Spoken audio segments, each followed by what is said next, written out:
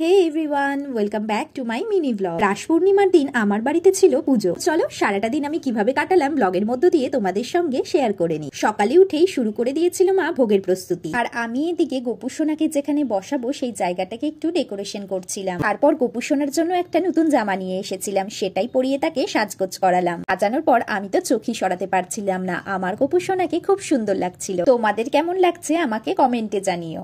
এরপর একে একে ভোগগুলো সাজিয়ে নিলাম, আর এক্ষুনি পুজো শুরু হবে তাই পঞ্চপ্রদীপটাও সাজিয়ে নিলাম। তারপর শুরু হলো পুজো। আমাদের বাড়িতে যেদিন থেকে গোপাল এসেছে সেদিন থেকে তিনি কিন্তু আমাদের পরিবারের এক ছোট্ট আদরের সদস্য। তাকে সাজিয়ে গুছিয়ে ভোগ নিবেদন করা এটাই ভক্তির সহজতম রূপ। আর এইভাবে গোপুসোনাকে ভোগ নিবেদন করতে পেরে মনটা ভীষণ শান্তি লাগছে। কোনো পুরোহিত দিয়ে নয়, আমার মা এই পুজোটা নিজেই করে থাকে। শেষের পর যেটা আমার এক্সট্রা পাওয়া সেটা হলো এই মাখা প্রসাদ। যেমন আমি খেতে ভালোবাসি তেমনি কিন্তু মাখতেও। মাখার দায়িত্বটা আমি কিন্তু কাউকেই দিই না, আমি নিজেই করে থাকি। জানো তো, গোপালের প্রসাদ ভাগ করে নেওয়াটা একেবারে আলাদা অনুভূতি। এই মাখা খাওয়ার সঙ্গে যেন মিষ্টি একটা আনন্দ ছড়িয়ে পড়ে। এই ছোট্ট মিনি ব্লগটা ভালো লাগলে লাইক করে দিও আর শেয়ার করো, কারণ ভক্তি যত ভাগ করা যায় ততই বাড়ে। জয় শ্রী গোপাল।